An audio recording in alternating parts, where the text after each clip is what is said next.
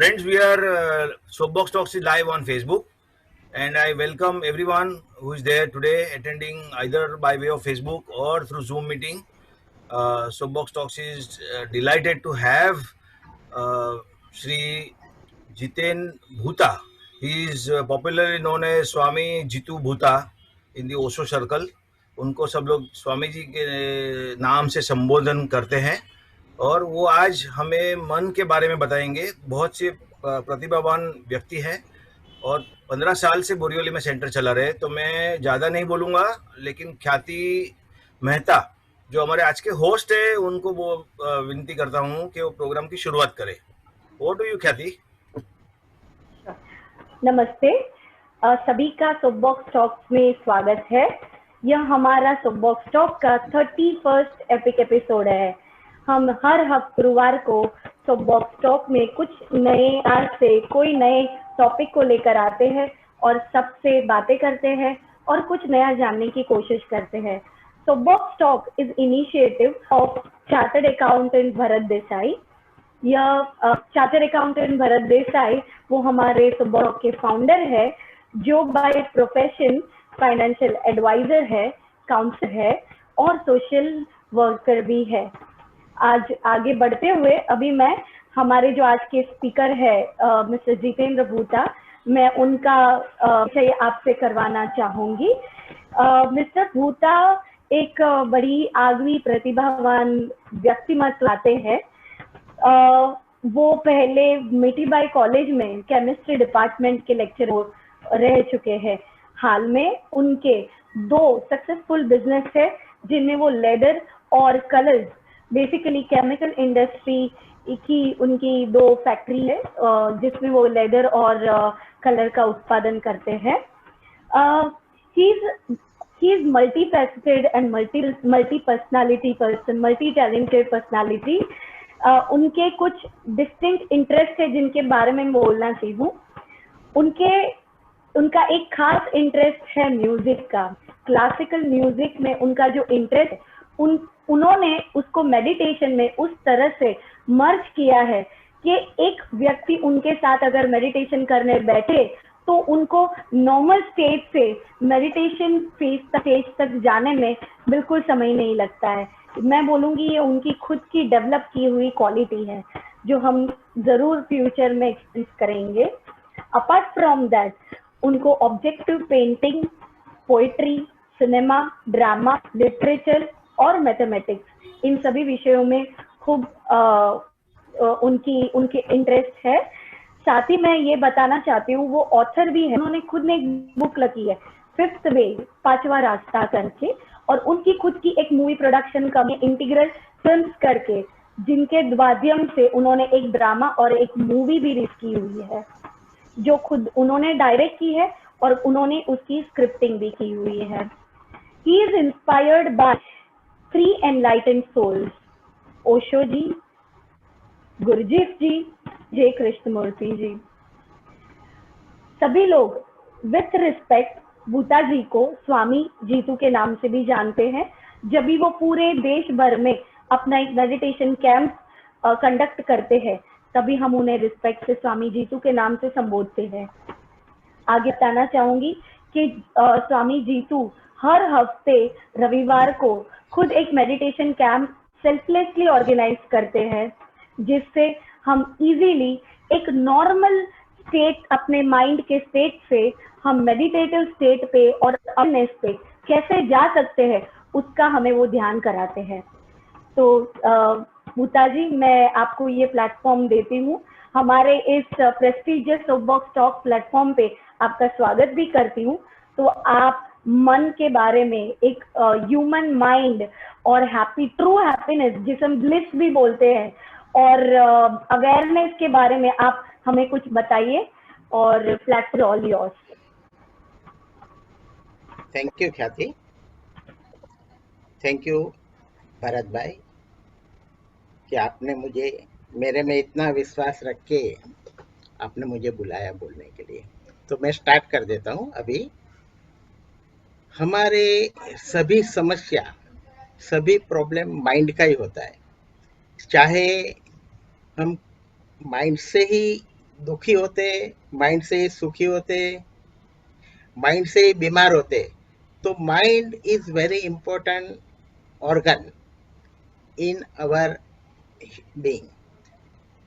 तो अगर हम लोग माइंड का पूरा मैकेनिज्म समझ ले तो काफ़ी हद तक हम लोग अच्छी तरह जी सकते हैं, अच्छी तरह रिलेशनशिप बना सकते हैं लोगों के साथ, और अपनी लाइफ भी अच्छी बना सकते हैं। खाली मैकेनिज्म समझना बहुत ज़रूरी होता है। कोई भी चीज़ को अगर हम लोग जान ले तो उससे मुक्त भी हो जाते हैं और उससे काफ़ी बेनिफिट भी हो सकता है। तो हम लोग देखें, जो ह्यूमन माइंड है, ऐसा एज सच हम लोग समझते हैं कि हमारे पास एक माइंड है, पर ऐसा नहीं है। हमारे पास 4 माइंड है और चारों माइंड काम करते हैं एक साथ। चारों माइंड का फंक्शन अलग अलग है, चारों माइंड की कैरेक्टरिस्टिक अलग अलग है, चारों माइंड की स्पीड अलग है, चारों माइंड की एनर्जी भी अलग है। अगर ये चारों माइंड हारमोनी से काम करे तो व्यक्ति बहुत अच्छी तरह लाइफ पास कर सकता है। ऐसा एज सच अगर हम लोग अस्तित्व में देखें तो एक स्टोन किंगडम है, जो पत्थर है, उसके पास कोई माइंड नहीं रहता है। दूसरा प्लांट किंगडम है, वनस्पति, उसके पास एक माइंड रहता है, सिंगल माइंड। फिर एनिमल किंगडम है, उसके पास 2 माइंड रहता है, और ह्यूमन बीइंग के पास 4 माइंड रहता है। जो प्लांट किंगडम है, वनस्पति, उसके पास जो माइंड है वो एक ही माइंड है और उसको हम इंस्टिंक्ट माइंड बोलते हैं। इंस्टिंक्ट माइंड का जो मेन फंक्शन है जिंदा रखने का। इंस्टिंक्ट माइंड की वजह से ही हम लोग जिंदा है। इंस्टिंक्ट माइंड वनस्पति को भी जिंदा रखती है। तो इंस्टिंक्ट माइंड का फंक्शन है हमको जिंदा रखने का। फिर उसके बाद आता है एनिमल किंगडम। एनिमल के पास 2 माइंड रहता है। एनिमल के पास 2 माइंड रहता है। इंस्टिंक्ट तो रहता ही है, और इंस्टिंक्ट माइंड की वजह से एनिमल जिंदा रहते हैं। और दूसरा उसके पास मूविंग माइंड है, वो मूवमेंट भी कर सकते हैं। प्लांट मूवमेंट नहीं कर सकते, एनिमल्स कैन डू मूवमेंट। तो उनके पास मूविंग ब्रेन, मूविंग माइंड भी है। और फिर जो ह्यूमन बीइंग है उसके पास 4 माइंड है। इंस्टिंक्ट तो है ही, इंस्टिंक्ट की वजह से हम लोग जिंदा रहते हैं। और फिर दूसरा माइंड है मूविंग माइंड। मूविंग माइंड की वजह से हमारी सब मूवमेंट होती है। उसके बाद जो ह्यूमन बीइंग के पास और जो माइंड है, जिससे ह्यूमन बीइंग प्लांट किंगडम और एनिमल किंगडम से अलग होता है, उसमें एक इमोशनल माइंड है। इमोशनल माइंड का फंक्शन है जिसकी वजह से हम लोग इमोशन फील कर सकते हैं। और फिर एक और भी माइंड है जिस माइंड की वजह से हम लोग दूसरे से अलग पड़ते हैं, human being, that is intellectual mind. तो हमारे पास 4 माइंड है, इंस्टिंक्ट है, मूविंग है, इमोशनल माइंड है और इंटेलेक्चुअल माइंड है। ये चारों माइंड का फंक्शन अगर हम लोग समझ लें तो पता चलेगा कि कैसे हम लोग उसको हार्मोनी में ला सकते हैं। तो देखा हम लोग ने भाई, इंस्टिंक्ट माइंड है, उसका फंक्शन है हमको जिंदा रखने का। फिर आगे जाके साइंटिस्ट ने 2 पार्ट कर दिया इंस्टिंक्ट माइंड का। एक इंस्टिंक्ट माइंड रखा, दूसरा इंस्टिंक्टिव माइंड रखा। अभी जो इंस्टिंक्ट माइंड है उसमें हमारा जो भी लाइकिंग डिसलाइकिंग आता है, जैसे किसी को चाय पसंद है, किसी को कॉफी पसंद है, तो दैट वो जो कंट्रोल करता है वो हमारा इंस्टिंक्ट माइंड करता है। दूसरा इंस्टिंक्ट माइंड स्टोरेज भी करता है। जैसे कोई भी चीज हम लोग सीख लेते हैं, जैसे बाइसिकल है, अगर हम लोग ने सीख लिया फिर वो इंस्टिंक्ट माइंड में चला जाता है और फिर वो इंस्टिंक्ट माइंड को कंट्रोल करता है। और दूसरा जो है वो इंस्टिंक्टिव माइंड है। मीन्स इंस्टिंक्ट माइंड का ही 2 पार्ट कर दिया है। और जो इंस्टिंक्टिव माइंड है उसका जो फंक्शन है वो हमारी सब सिस्टम का कंट्रोल करता है, जैसे digestive system, nervous system, breathing system, excretion system, वो सब सिस्टम इंस्टिंक्टिव माइंड कंट्रोल करता है। इसलिए साइंस एस सच कहता है कि जो इंस्टिंक्टिव माइंड है उसको कभी भी डिस्टर्ब नहीं करने का, क्योंकि अगर कोई व्यक्ति ने उसको डिस्टर्ब किया तो वो व्यक्ति शांति से जी नहीं सकता है। इसलिए इंस्टिंक्टिव माइंड ऐसा है कि जो बॉडी को जरूरी है वो दे देने का, और उसके साथ कभी भी कोई वस्तु का एक्सपेरिमेंट नहीं करने का। जैसे अभी हम लोग नेचुरोपैथी में कई लोग करते हैं कि ज्यादा पानी पियो, ज्यादा पानी पीने से फायदा होता है, लेकिन साइंस ऐसा बोलता है कि ऐसा नहीं करने का, क्योंकि ऐसा करेंगे तो किडनी के ऊपर ज्यादा प्रेशर आएगा और किडनी पंक्चर होएगा। जितना पानी का रिक्वायरमेंट है वो बॉडी मांग लेगा अपने आप, और उतना ही करने का। इसलिए इंस्टिंक्टिव माइंड कोई भी व्यक्ति अगर उसको डिस्टर्ब करता है, इंस्टिंक्टिव माइंड को अगर हम लोग डिस्टर्ब करेंगे तो हम लोग खुद डिस्टर्ब हो जाते हैं। इसलिए इंस्टिंक्टिव माइंड को कभी डिस्टर्ब नहीं करने का। उसके बाद आता है मूविंग माइंड। तो एनिमल के पास भी मूविंग माइंड है और हमारे पास भी मूविंग माइंड है। मूविंग माइंड का फंक्शन ये है कि जो हम लोग आफ्टर बर्थ जो मूवमेंट सीखते हैं, that comes under moving mind. अभी समझो बच्चा का जन्म होता है तो समझो सक करता है मिल्क, तो दैट कम्स अंडर इंस्टिंक्ट, क्योंकि वो अपने आप होता है। लेकिन अगर वो दूध का बोतल कैसे पकड़ने का वो सीखना पड़ता है बच्चे को। तो आफ्टर बर्थ हम लोग जो भी सीखते हैं, जो भी मूवमेंट सीखते हैं, that all comes under moving mind. और बच्चा इमिटेशन करके सीख जाता है कि हम लोग चलते हैं, वो देखता है तो वो भी चलना सीख जाता है। इसलिए मूविंग माइंड ऐसा माइंड है कि आफ्टर बर्थ हम लोग जो भी मूवमेंट सीखते हैं, यानी सीखने के बाद करते हैं, फिर कोई भी मूवमेंट हो, that all comes under moving mind. और उसके बाद आता है इमोशनल माइंड। इमोशनल माइंड का जो फंक्शन है, इमोशनल माइंड का जो फंक्शन है वो हमको फील कराते हैं प्लेजेंट अनप्लेजेंट। कोई भी इवेंट या कोई भी इंसिडेंट हमारी लाइफ में जो बनता है तो उसमें जो भी प्लेजेंट अनप्लेजेंट फीलिंग होता है, that comes under emotional mind.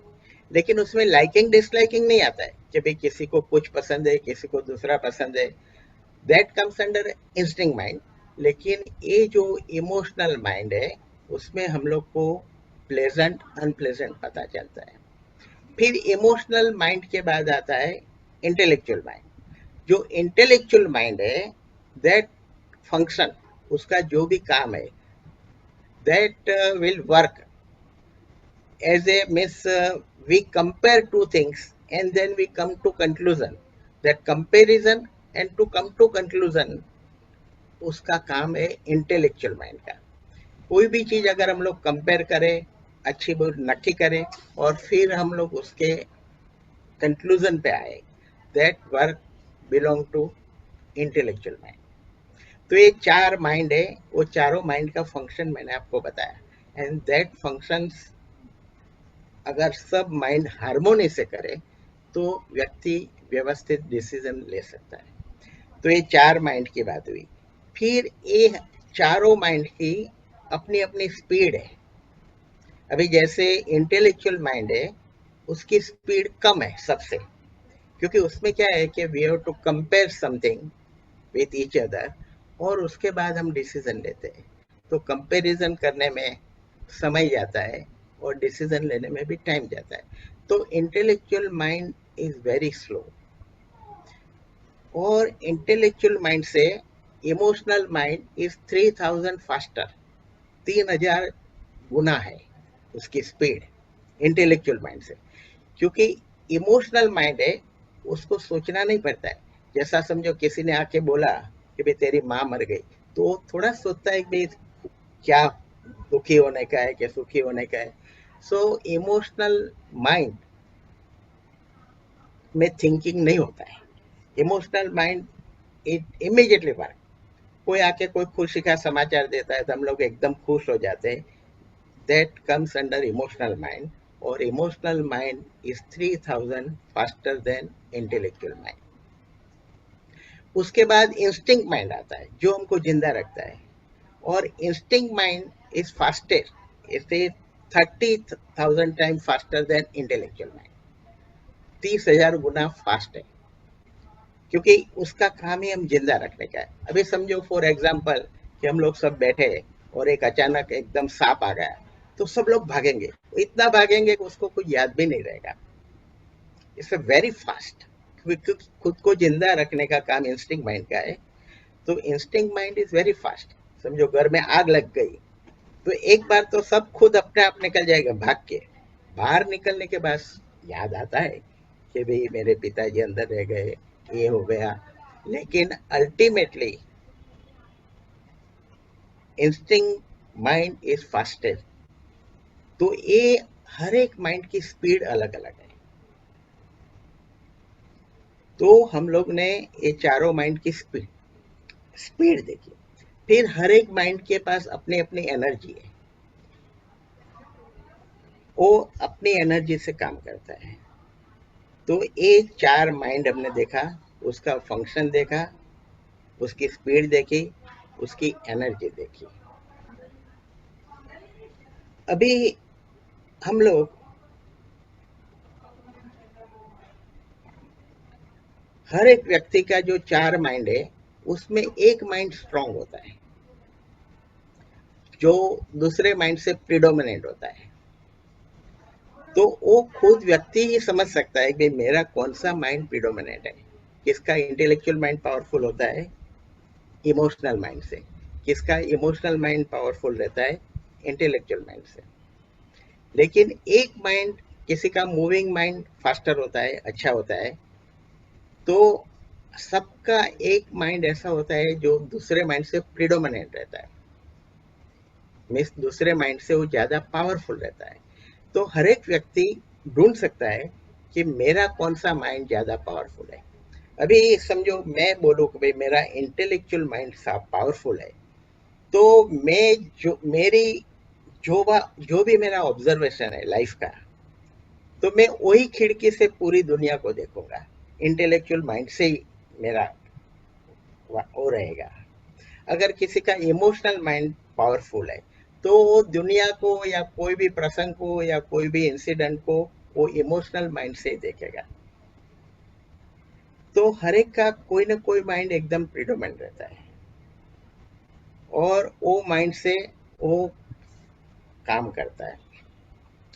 फिर किसका माइंड कौन सा प्रिडोमिनेंट है, कौन सा फास्टर है, उसके ऊपर से अगर वो प्रॉपर अपना वर्किंग जॉब या बिजनेस वो करे तो उसमें उसको काफी फायदा भी होता है। नॉट ओनली दैट, आपको मैं एग्जांपल दूं। समझो एक व्यक्ति है, उसका मूविंग माइंड बहुत सुंदर है, बहुत अच्छा है, तो वो व्यक्ति अगर सेल्स में जाए तो वो बहुत सक्सेस होएगा। नॉट ओनली सक्सेस होएगा, लेकिन उसको मजा भी आएगा काम करने का। इसीलिए जो व्यक्ति का माइंड जो पावरफुल है, उसी हिसाब से अगर उसने जॉब लिया या काम लिया, तो वो व्यक्ति कभी स्ट्रेस, स्ट्रेन, फ्रस्ट्रेशन में नहीं जा सकता है।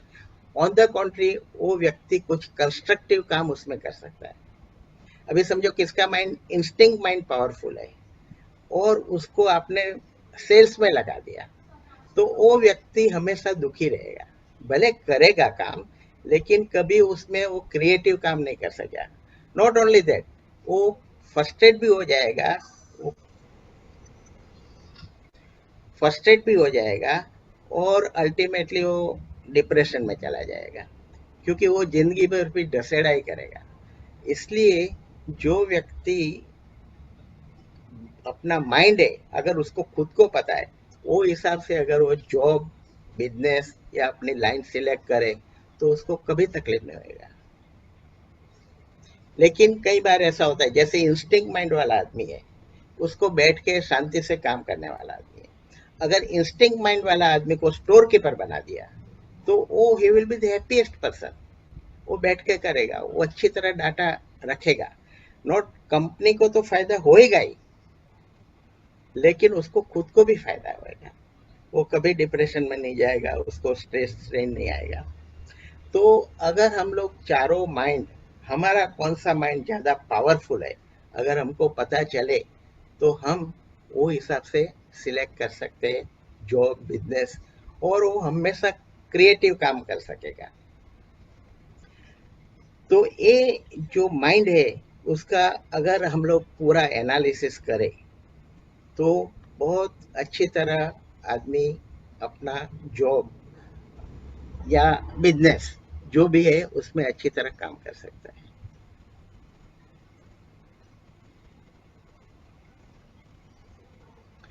फिर ये जो सब माइंड है उसमें अभी समझो हम लोग अपना माइंड का पूरा स्टडी कर ले, और स्टडी करते करते हम लोग हमारे आजू बाजू, हमारे जो रिलेटिव्स है, हमारे जो को वर्कर्स हैं, उसके साथ उन लोगों का भी माइंड हम लोग स्टडी कर सकते हैं।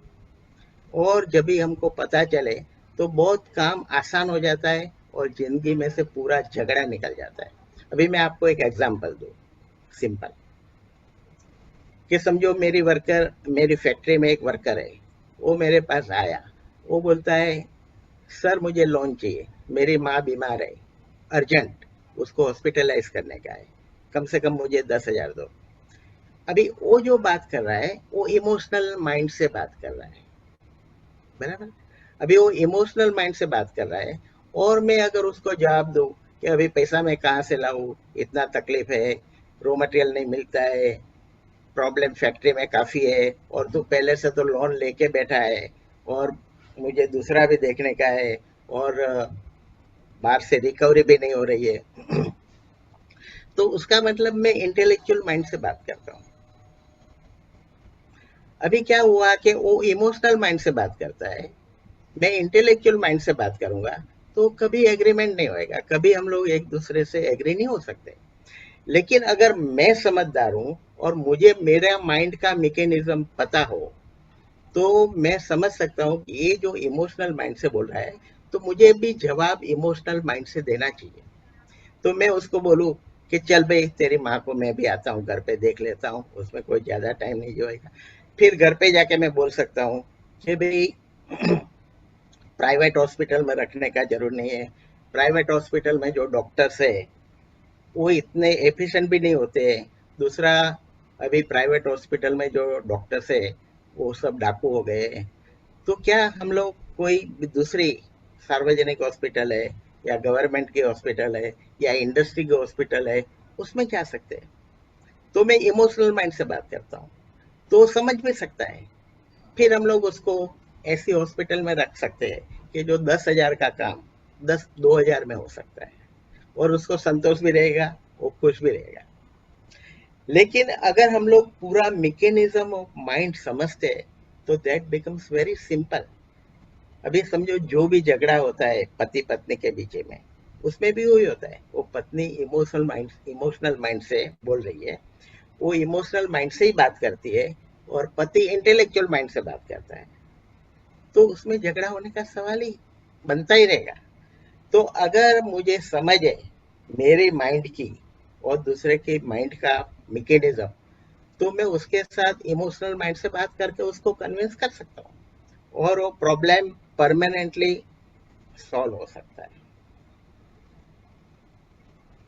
और कभी भी झगड़ा नहीं हो सकता है।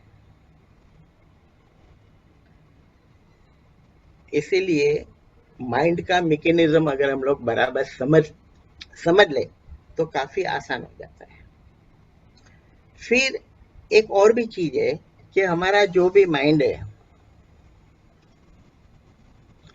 एक साथ काम करता है, ऐसा नहीं है कि अलग अलग वन बाय वन काम करता है।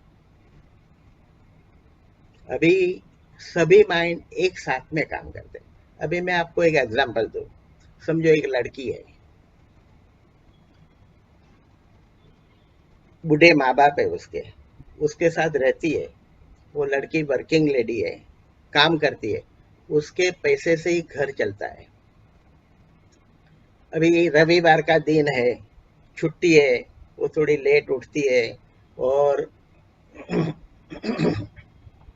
सोचती है कि अभी मुझे काफी काम करने का है, एक ही दिन तो छुट्टी मिलती है, इसलिए वो सब काम का लिस्ट बनाती है, नक्की करती है और अपने घर से निकलती है काम के लिए।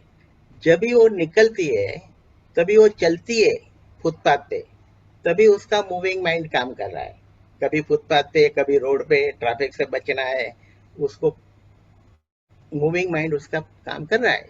वो अपने को बचा रही है और किस तरह फुटपाथ पे चलने का, कभी नीचे चलना पड़ा। तो वो मूविंग माइंड उसका काम कर रहा है। एट द सेम टाइम वो सोच भी रही है कि मेरे पास इतना पैसा है, ये टाइम विंटर स्ट्रांग है, माँ का स्वेटर फट गया है, एक स्वेटर तो लेना ही पड़ेगा, मेरा अगले साल ले लूंगी, लेकिन माँ के लिए पहले जरूरी है। तो वो सोचती है कि चलो माँ का स्वेटर ये साल ले लेंगे, मेरा स्वेटर बाद में लूंगा।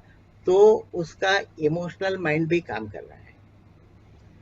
फिर वो गिनती है पैसा कि कितना कितना मेरा बजट बनेगा और किस तरह मैं खर्चा करूंगी तो पूरा महीना चलेगा। तो उसका इंटेलेक्चुअल माइंड भी साइमल्टेनियसली काम कर रहा है। फिर उस बीच में फोन आ जाता है, किसी उसका कोई प्रेमी होगा, उसका फोन आता है कि तू कुछ करती नहीं है, हम लोग को शादी करने का है, अभी मेरा उम्र कितना हो गया, तू नहीं करेगी तो कैसे करेंगे, क्या करेंगे। वो बोलती है कि मेरे बूढ़े माँ बाप है, मेरे लाइबिलिटी है, मुझे पैसा कमाने का है, वो सब करना है, तो मैं शादी किधर सोचूं अभी। तो उसके साथ झगड़ा भी होता है। तो उसका emotional mind, moving mind, intellectual mind सब एक साथ में काम कर रहा है। तो ये बहुत इंपॉर्टेंट है कि हमारा सब माइंड साथ में काम कर रहा है। अगर हमको सब माइंड को हम लोग हारमोनी से काम करें, सब माइंड हमारा अगर हारमोनी से काम करे, और वो तभी कर सकता है कि हमको पूरा माइंड का मैकेनिज्म पता हो कि कौन सा माइंड किधर कहाँ किस तरह यूज करने का है, तो लाइफ जीना बड़ा आसान हो जाता है। तो ये हमारा 4 माइंड है। फिर लेकिन होता क्या है कि हम लोग का माइंड जो है वो कभी हारमोनी से काम नहीं करता है। जो माइंड को जो काम करने का है उसके बदले दूसरा माइंड काम करने लगता है। हर एक माइंड दूसरे की एनर्जी का चोरी कर लेता है। और हमने देखा है कि ज्यादा करके हम लोग इंटेलेक्चुअल माइंड का ही उपयोग करने लगते हैं सब जगह पे। तो इंटेलेक्चुअल माइंड का जो ऊर्जा है सब इंटेलेक्चुअल माइंड में चला जाता है, फिर बाकी माइंड ऐसे ही रह जाता है। इसलिए हम लोग न संगीत में रस ले सकते, न इमोशनल माइंड का उपयोग नहीं, कम करते, मूविंग माइंड का भी कम करते हैं, क्योंकि हम लोग बैठ के ही सब सोचते सोचते ही करते रहते हैं। तो इसी तरह सब माइंड का एनर्जी इंटेलेक्चुअल माइंड में आ जाता है, और इसलिए इंटेलेक्चुअल माइंड थक जाता है कि उसकी लिमिट रहती है। और फिर हम लोग इंटेलेक्चुअल माइंड के ऊपर ज्यादा प्रेशर देके चिंता, टेंशन, स्ट्रेस, स्ट्रेन, डिप्रेशन उसमें चले जाते हैं। तो ये 4 माइंड हुआ, ये 4 माइंड का फंक्शन हमने देखा, ये 4 माइंड की स्पीड देखी, ये 4 माइंड का एनर्जी देखा। और ये चारों माइंड अगर हारमोनी से काम करे तो हम बहुत आराम से शांति से जी सकते हैं। तो ये 4 माइंड का हम लोग ने बात किया। फिर आगे जाके साइंस ने एक और भी माइंड अंदर ऐड किया, क्योंकि वो माइंड भी अलग है, उसकी भी अपनी एनर्जी है, उसकी भी अपनी स्पीड है, और उसके भी अपना फंक्शन है। और वो माइंड सेक्स माइंड है। इसलिए एक्चुअली हमारे पास अभी 5 माइंड हो गया। लेकिन काफी लोगों ने सेक्स माइंड पे डिस्कशन इसलिए नहीं किया है क्योंकि उनका कहने का है कि 99.9 पीपल, वो लोग का सेक्स माइंड डेड है, इसलिए उसके ऊपर कुछ बोलने का जरूर नहीं है, क्योंकि बोलेंगे तो भी लोग समझेंगे नहीं, समझेंगे नहीं तो भी तकलीफ होएगा। उससे अच्छा है कि सेक्स माइंड को हम लोग बीच में लाए ही नहीं। लेकिन अगर हम लोग देखें तो 99.9% पीपल का जो सेक्स माइंड की एनर्जी है वो सब इंटेलेक्चुअल माइंड में चली जाती है, इसलिए सेक्स माइंड डेड हो जाता है। इसलिए लोग जो सेक्स जेनिटल में होना चाहिए उसके बदले माइंड में चला जाता है, इंटेलेक्चुअल सेंटर में चला जाता है। तो ये भी एक माइंड है, उसके पास भी काफी एनर्जी है। रादर उसके पास मैक्सिमम एनर्जी है, लेकिन उसका हम लोग उपयोग नहीं कर सकते क्योंकि हम लोग कोई हार्मोनी नहीं बिठा सकते। फिर अगर हम लोग सोचे कि भाई सेक्स माइंड का क्या फंक्शन है, यहाँ तो हम लोग बातचीत कर सकते हैं। तो सेक्स माइंड का क्या फंक्शन है, तो बोलते हैं सेक्स माइंड का पहला तो फंक्शन है कि reproduction, everyone knows it, which is very common miss function of the sex mind. दूसरा ऐसा भी एक है कि भाई जो उसका बेस्ट उपयोग है, उसका उपयोग करके व्यक्ति ज्यादा अवेयरनेस मेडिटेशन में या ट्रांसफॉर्मेशन ऑफ सेक्स कर सकता है। That is also one of the function. उसका एक और भी फंक्शन है जो कॉमन आदमी के लिए बहुत जरूरी है कि भाई अगर हम लोग बेडरूम में ऑफिस न लेके जाए और कोई भी टेंशन साथ में ना लेके जाए, तो normal human being he can enjoy sex life during the whole life and he can enjoy, and that's a good. और जो फोर्थ फंक्शन है that we are normally people are doing, it's a release of tension. वो एक safety वाल का काम करता है कि आदमी एकदम टेंशन में आ जाता है, फिर काफी दिनों के बाद उसके मगज में इतना वो हो जाता है तो सेफ्टी वाल का उपयोग करके सो जाता है। So these are the 5 minds we have discuss in short. और भी आगे काफी उसका डिस्कशन हो सकता है, लेकिन इधर मैं अभी स्टॉप करूंगा किसी को कुछ पूछने का।